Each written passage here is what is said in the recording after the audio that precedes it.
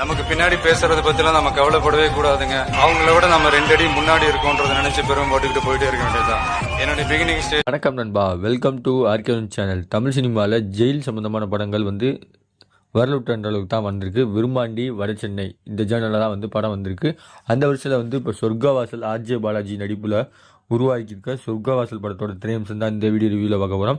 அதுக்கு முன்னாடி நம்ம சேனலுக்கு இப்போ தான் மொதல் வரீங்கன்னா மறக்காமல் கீழே இருக்க சப்ஸ்கிரைப் பண்ணி நம்பிக்கோங்க. இந்த வீடியோ ஃபுல்லாக பாருங்கள்.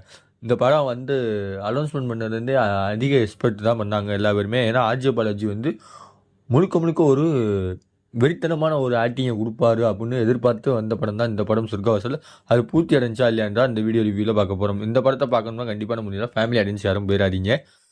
முக்கியமாக அடல்ட் கண்டென்ட் இதில் ஏகப்பட்ட காட்சிகளுக்கும் முழுக்க இது சென்சார் போர்டில் சர்டிஃபிகேட் கொடுக்கப்பட்ட படம் தான். இந்த படத்தோட ரன்னிங் டைம் கிட்டத்தட்ட 2.25 மணி நேரம். ஒரு ஜெயிலுக்குள்ளே எந்த தப்புமே செய்யாத ஒரு அன்றாட காட்சியான வாழ்க்கையில் ஹோட்டல் நடத்திக்கிட்டு இருக்க பையன் ஜெயிலுக்குள்ளே போகிறாரு. ஜெயிலுக்குள்ளே போகிறதுனால அவர் பண்ணவே கூடாதுன்னு நினைக்கிற கொலைகள்லாம் பண்ண வைக்கிறாங்க. சொசைட்டியில் ஃப்ரெண்ட்ஸ் மத்தியிலும் இல்லாமல் ஒரு சொசைட்டியில் அவங்க சுச்சுவேஷன் மூலமாக ஒரு ப்ளேம் ஆகி ஒரு அக்யூஸ்டாக போகிறாரு. அந்த அக்யூஸ்டாக போனவர் செய்யவே கூடாது, அது பக்கமே போகக்கூடாது, திரும்பி போகலான்னு நினைக்கும் போது அந்த ஜெயிலில் நடக்கிற 2 கேங்க்கு நடுவில் இருக்க வார வச்சு அது மூலமாக அவர் கொலையில் ஈடுபடுறாரு. அந்த கொலையை ஈடுபட்டதுக்கப்புறம் அவர் சாதாரண மனுஷனாக திரும்பினாரா இல்லையான்றது தான் அந்த படத்தோட ஒன்லைன் ஸ்டோரி நம்ம டேரக்டர் சித்தார்த் விஸ்வநாதன் வச்சுருக்காரு.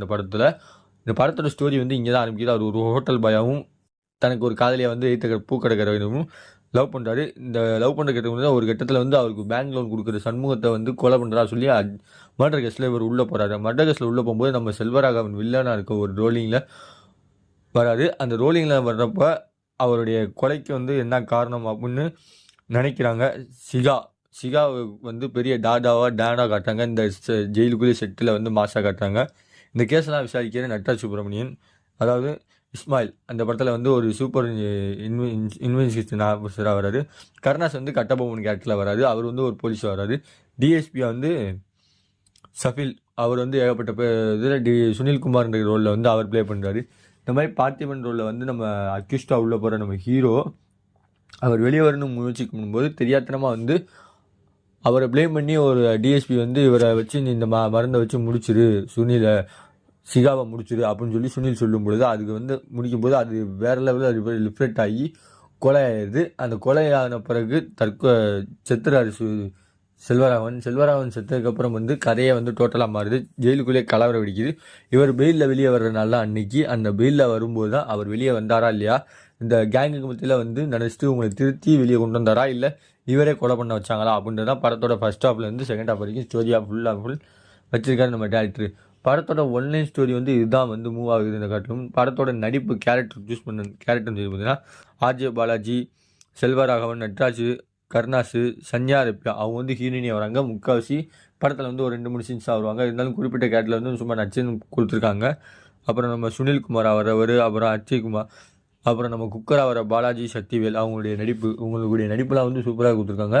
செல்வராகவன் இப்போ டேரக்டர் கட்டிலும் ஜிவிஎம் மாதிரியே ஆக்டிங்கில் வந்துட்டாருன்னு நினைக்கிறேன். கிட்டத்தட்ட செம்மையான கெட்டப்பில் கொடுத்துருக்காரு. ஏன்னா ஒரு ரக்கடான ஒரு ரவுடி கெட்டப்லையும் அந்த ஜெயிலுக்குள்ளே வைக்கும்போது எனக்கு இந்த ஜெயிலில் படம் பார்க்கும்போதே எனக்கு கிட்டத்தட்ட மாஸ்டர் படம் தான் பின்னாடி போயிடுச்சு. மாஸ்டர் படம் பின்னாடி போனதுக்கு காரணமே அதே செட்டு ஜெயிலில் அதே ஜெயிலு தான். ஏன்னா பெங்களூரில் இருக்க சிவமோகா ஜெயிலில் தான் இது எடுத்திருக்காங்க. இது ஜெயிலாக கைவிடப்பட்ட நிலையில் ஒரு அனாத பில்டிங்காக இருந்துச்சு. அதை இப்போ சினிமா ஷூட்டிங் விடுறாங்க. இது நீங்கள் இந்த ஜெயிலை பார்த்தாலும் தெரியும் உங்களுக்கு, மாஸ்டர் படத்தில் பண்ண அதே ஜெயில் தான். இது கொஞ்சம் மாடிஃபிகேஷன் பண்ணி இவங்க கொஞ்சம் ரெடி பண்ணி படத்தை செட் பண்ணியிருக்காங்க.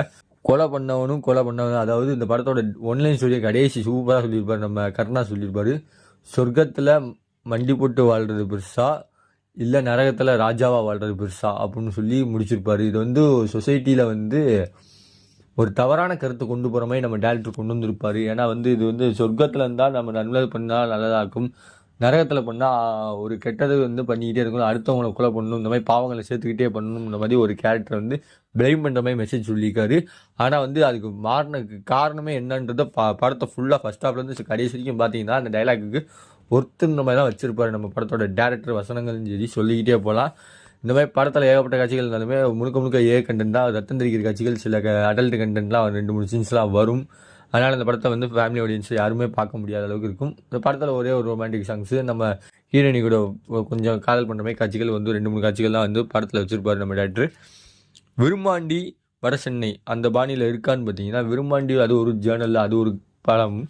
வடசென்னை வந்து கேங் 2 பேர் கேங் மத்தியில் ஜெயிலுக்குள்ளே இருந்துக்கிட்டே ஒரு ராஜ்யம் பண்ணுவாங்க. அந்த ராஜ்யத்தை பண்ணி அவங்க பொட்டணம் போட்டு ஸ்லிப்பிங் இந்த மாதிரி பண்ணிக்கிட்டே இருப்பாங்க. அந்த வருஷத்தில் வடசென்னை மாதிரி கொஞ்சம் அங்கங்கே தென்பட்டாலுமே சிகான்ற ஒரு கேரக்டர் வந்து ஜெயிலுக்குள்ள உட்காந்துக்கிட்டே நம்ம அரசியல்வாதி சொல்கிறாரு கொலையெல்லாம் வந்து பண்ணிக்கிட்டு இருக்காரு. கிட்டத்தட்ட வடசென்னை மாதிரி தான் அந்த மாதிரி பண்ணிக்கிட்டு இருக்கும் பொழுது ஒரு கட்டத்தில் வந்து நம்ம பார்த்திபன் ஒரு கேரக்டர் வந்து இன்டர்ஃபை ஆகி ஜெயிலுக்குள்ளே வராங்க. அந்த ஃபஸ்ட்டு சீன்லாம் வந்து மிரட்டல் செவனேன்னு இருந்தார். சிகான்னு எல்லாரும் சொல்கிறனால அவரை பார்க்கணும்னு சொல்லி டெம்ட் ஆகி அவர்கிட்ட பார்க்க போகிறாரு. அந்த பார்க்கும்போது ஒரு ஃபைட் நடக்குது. ஃபைட்டுக்குள்ளே வேடிக்கை பார்க்க போன இவரையும் தூக்கி உள்ளே இழுத்து விட்டவொடனே அவரை ஃபைட்டு போட்டவரே அடித்து பறக்க விட்டுருவார். அந்த சீன்லலாம் வேறு லெவலு.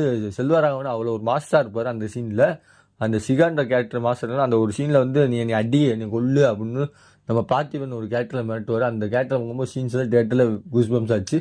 அந்த ஒரு சீன்ஸும் சரி. அது மட்டும் இல்லாமல் கோர்ட்டுக்கு கூட்டிகிட்டு போகிறேன்னு சொல்லி நம்ம சுனில்குமார் டிஎஸ்பி வந்து கூட்டிகிட்டு போகும்போது இடையில வீட்டில் ஒரு 5 நிமிஷம் அம்மா அப்பாவை பார்த்துட்டேன் அப்படின்னு சொல்லும்போது அவங்க அம்மா அப்பாவுடைய எமோஷன் காட்சிகள், அந்த காதலியோட எமோஷன் காட்சிகள், இந்த மாதிரி ஏகப்பட்ட காட்சிகள் வந்து டெம்பாக இருந்தாலுமே கொஞ்சம் ஃபீலிங்காக அண்டர்லைட்டாக வந்து சூப்பராக நம்ம டேரக்டர் வந்து 5 நிமிஷம் கொடுத்தாலுமே சூப்பராக ஸ்க்ரீன் பிளேல கொடுத்துருக்காங்க. அந்த ஒரு காட்சிகளும் சரி. அப்புறம் குக்கர் அந்த சமையல் மாஸ்டர் இறந்த காட்சிகளும் சொல்லலாம். அந்த காட்சிகள் இறந்ததுக்கப்புறம் ஒரு காட்சிகள். அப்புறம் கடைசியாக வந்து கருணாசிவங்களும் மாறி மாறி நம்ம நட்ராஜ் அவர்கிட்ட வந்து உண்மையை சொல்லும்போது ஒரு காட்சிகள் வந்து சொல்லுவாங்க. அந்த மாதிரி காட்சிகள் வந்து ஏகப்பட்ட காட்சிகள் எனக்கு படத்தில் பிடிச்சிருந்தே சொல்லலாம். ஒன் டைம் வாட்ச் ஒரு மூவியை காட்டும். இந்த ரீசெண்டாக வந்து இந்த அளவுக்கு எதிர்பார்ப்போட நடிப்பு வந்து நான் இந்த அளவுக்கு பார்த்தது இல்லை. ஆர்ஜே பாலாஜிட்ட எதிர்பார்க்கவே இல்லை. ஏன்னா கூஸ் பம்ஸான ஆக்ஷன்னு சொல்லுவாங்க எல்லாரும். படத்தோட ஸ்டோரி வந்து முழுக்க ஹீரோ தான் தோல்ல தாங்கிட்டு போகிறாரு. அந்த பாட்டை வந்து இந்த படத்தை சூப்பராக செட் ஆகும். இந்த படத்துக்கு ஆர்கே சேனல் ரேட்டிங்னு பார்த்தீங்கன்னா 5க்கு 3.5 தருவேன். இந்த படத்தோட ரிவ்யூ பிடிச்சிருந்தா லைக் பண்ணுங்கள். அடுத்த ஒரு வீடியோவில் சந்திக்கிற வரை உங்களிருந்து விடைபெறுது உங்கள் ஆர்கே. By viewers.